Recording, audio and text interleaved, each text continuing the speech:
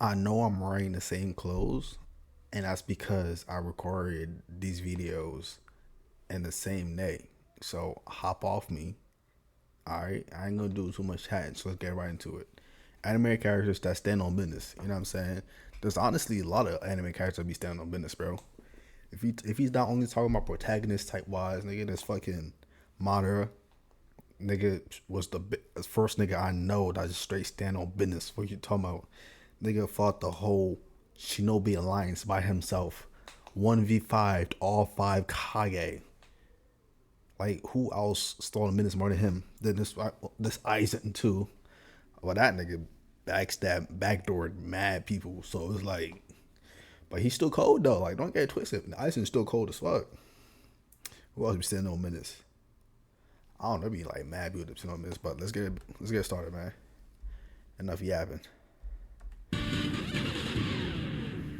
All right, let's do this one last time. Now, standing on business, to take care of your business / obligations, to be about your grind, blah, blah, blah. When faced with a situation, you handle it. And you already know we're going to rank anime characters from bronze to Hall of Fame SOB badge. I don't know why I couldn't think of it. Let's go. Now, this man Gojo is the definition of standing on business, bro. Like, ever since a teen, matter of fact, a jit, he been standing on business. And he really had no choice, because they said when he was born, the balance of the world shifted. Like, he had no other options for real, bro. Like, as a kid, this man was walking down the streets and had the ops shook just by looking in their direction, man. Like, they ain't even want to try nothing. They knew what he was about. And if you didn't realize, there's a got the reason why LeBron Gojo treatment. always fights Hyped alone, up since bro. he was Like, a he don't jit abide for by real. the JJK jumping. But frick it, let's get into some specifics of why he stands on business. Because the first moment I want to talk about is when he spun back on Toji, bro. Because first of all, it's really the principle of why he was standing on business in this moment. Like, he got brutally murdered the first time they fought, getting slashed in his forehead, down his chest, and still spun back.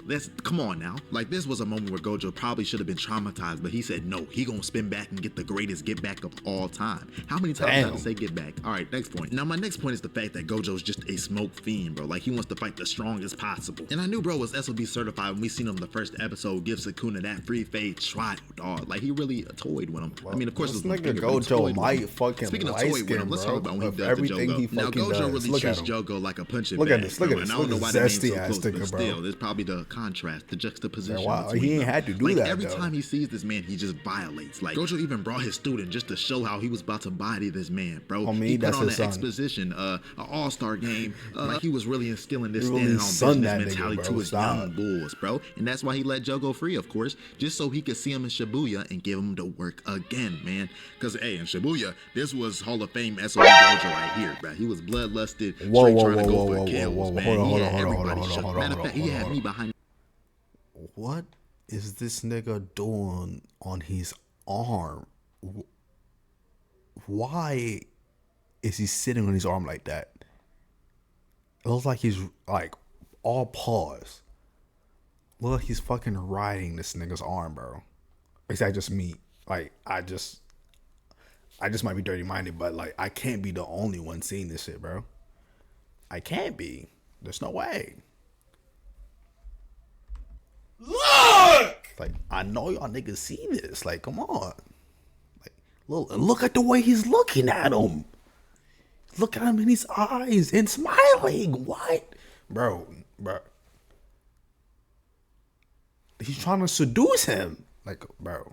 This Hall of Fame SOB Gojo right here. Busted, straight trying to go for kills, man. He had everybody shook. Matter of fact, he had me behind the screen shook. This nigga man, horny. I talk about manga Gojo, but everybody not caught up, so let's get it. Hall of Fame SOB badge. Come on. Now for our next character, we got Madara. Nope, not him. Not him? But him. This dude who was leading the charge against Madara. What in the world? Like, but he got bodied though. Stop. Man, bro. Because who was running head first into Madara leading the charge like that? Not me. Personally, I'm not going. Not even Naruto was in front. Like, this man had to know he was gonna get bodied, but instead he was standing on business and said, "Freaking." But he got bodied right away though. That's mystical Hall of Fame standing on business, and apparently he survived. But this is a little mean. Let's move on. So now we got Thorfinn, the chief captain, standing on business, bro. From waiting until he gets strong enough to avenge his father, the solo squad in Vikings, man. He is SOB, the embodiment. Like, it's the fact that this man Thorfinn was doing anything just to get a 1v1 with bro, to the point where Askeladd was like, "Hey man, bring me the captain's head and we can 1v1." And you know what Thorfinn did? He solo squatted the whole team whole slide. Brought that nigga head right off. That guy. And this is the most extreme extent he went, because this man went against this unit of a human Thoracle just for a chance at a 1v1, bro. And it's crazy because this man Thorfinn was literally on go from the jump, man. He really wanted to run that fade. Like, he didn't care how big Thoracle was, how much of a dog he was. He just wanted smoke and wanted his 1v1. Standing on business, man. Like, and then fighting him once wasn't enough. This man fought him for a second time. With his arm broken. He had a broken arm too. Like, broken as fuck. Moving on, even adult Thorfinn as a pacifist was still standing on business when it came down to it. For example, Thorfinn really showed he ain't need no sword. Niggas saying season 2 was ass. Like, I'm like, I only have like one episode left, I think, on season 2. For real, season 2 is not ass, bro. Like, yeah, it doesn't have as much action, but like, you gotta look beyond the action, bro. Like, bro grew mentally. Like, he's like, come on, it shit's actually good if you just like sit down and don't have little like brain rot shit that everybody now have today. Just sit down and enjoy peak anime, bro. That shit tough to be strong, because he was 1v1 in this man's Snake, no weapon, and Snake had Mihawk's freaking black blade trying to get this man to work, but Thorfinn was no weapon. He's trained. He hasn't fought in fucking years. It took 100 punches to protect his land, his peace, his man. Shut up, just give him Hall of Fame SB badge. Moving on. So as we continue, we have this man Escanor, and this man might be standing above business, because y'all know how he Escanor is the embodiment of standing the first one on being when business, Escanor wasn't taking any type of disrespect in his bar. Like, my boy really got pulled up on, knocked out, and then when he woke up, he was a new man and introduced himself. He told Galen straight up he didn't like the way he was moving on his establishment, and so Galen was just like, let's play a little game I made. And Galen was like, we're gonna attack each other, and the last one alive wins, but if you run, you turn to stone, bro. And you know Escanor wasn't running, because this man really tanked Galen's attack with nothing but a scratch, and when Escanor was like, my turn, this man Galen was too scared and ended up turning into stone. Like, he broke his own rules of the game. Like how you gonna do that? That's a bitch ass move. And not only that, but Escanor's soul was standing on business, because Shorty tried to eat his soul. Yo. Tried to eat his soul, but she ended up burning. She was like, it's too hot. And the last one for Escanor is when he bullied Meliodas' big bro. Lil bro? I don't even remember. He's little bro. He basically called him trash, weak, a bum. He said he's not on his level, for real. And Big Meliodas ain't like this, so he ended up piecing up Escanor just for this man to eat all his attacks. And then when he hit him back, Escanor gave him After Effect damage, had him falling to his knees at Walmart. And then Escanor was like, did you drop some Pokemon cards on the ground? Bro, he had a hard-ass quote, too, and so long story short, I'm gonna put it like this. Escanor spawned in the sun and put bro on a t-shirt, because he's just that guy. He stands on business, as we know. And the thing about Escanor is that he just really talks smack the whole fight, because he has that much pride in himself, that much confidence that he's just better than everybody, for real. I mean, he talks crazy, backs up his talking, and fights whoever. That's standing on business. But he believes every fucking word he says, too. No reason to all the time, but I'll give him gold. Now, next we got this man, Trunks, bro. And Trunks is a legend. Like, he's had it the hardest in DBZ, but he still handles his business all the time. And so when Trunks put up on Frieza in the gang, I knew he was... Trunks was the original trip god, bro. I'm gonna say that right here and now. Nigga, I first seen Trunks, I was like, damn, this nigga mad trippy, bro. He put that shit on, though. Like, bro, like, niggas wanted to be like Trunks when he first put up. What you talking about, bro? He was the original. Beyond SOB, man. Like, original he came put from that the shit future on to handle the ops, man. And I know when the first time we seen him, I thought he was crazy. I'm like, why is he stepping to Frieza like this? Who even is this guy? I was like, who this nigga? But he drippy as hell. Like, he was really having a field day with these guys, showing how much of a dog he was. Like, murking everybody, then tanking Frieza's attacks, man. And he even caught Frieza's finishing move like it was a basketball. Then not only that, he tanked the explosion. Like, it was a whole nuke dropped on his head. Then we can't forget he started throwing up gang signs, showing he was a Crip. Like, he let everybody know. Then he did one of the coldest scenes of all time, all anime, and slice Frieza up like deli meat, bro. Somebody call Ice Spice. And if that wasn't enough, he completely violated King Cold. Like, he had this man's pride dropped, everything. Like, bro was begging for his life. And wait, and I didn't even mention that he caught his sword, bro. Like, how do you catch somebody's sword, bro?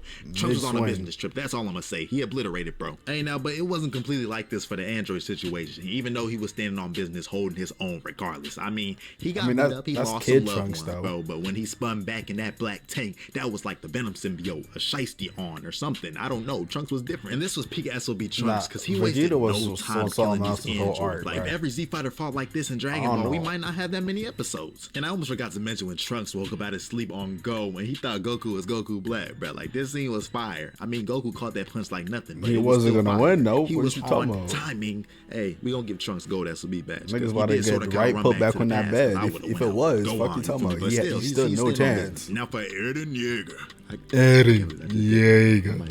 yeah, for Eren, it's pretty self-explanatory, but we gonna break it down anyway. Now, Eren takes stand on business to new extremes. Killing her.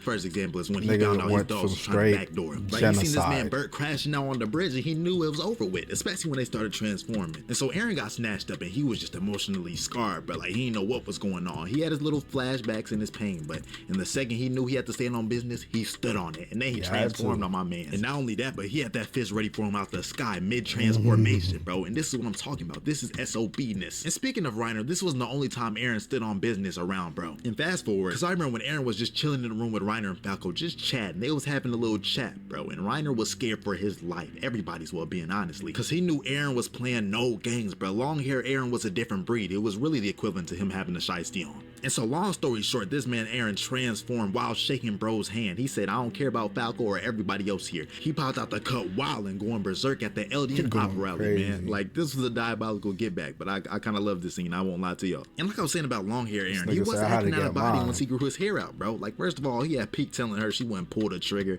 Then he was escaping prison. And let's talk about when Eren was whooping Armin just to prove a point and assert who was the king. I'm not gonna lie. You're the king. No, I'm the king. But actually, I don't even think Eren being Armin was sitting on business. This was kind of just brutal, bro. But yeah, Eren throughout the show was doing whatever to hold it down. And he was never scared or never cared when it came to handling his business. And that's why he's on this list, bro. And of course, the fact that Eren was figuratively and literally stepping on anybody who wasn't him or the squad was insane. But we gonna let that slide because it's Eren.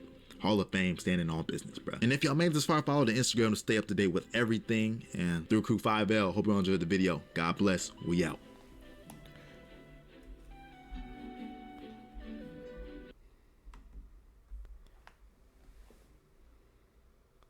Well, you know what I'm saying? That's the video. If you guys let me know down below who you guys think really stole the business in all the anime. You know what I'm saying? There's a lot of names out there for real. There's plenty of people that really be standing on business. Like Ichigo. I believe actually Ichigo really one of the main niggas that really be standing on business though, for real. Cause like when Rukia got took to the spirit world or whatever it's called, I totally forgot. Bro was ready like to get her back, went straight there, barely no training for real, and was trying to fight. He almost died when I don't know what his name, dude with red hair, you know who I'm talking about, like really. And then his brother, bro, don't get me started, man. But that nigga, I mean, he be selling on business though. Ichigo, no cap.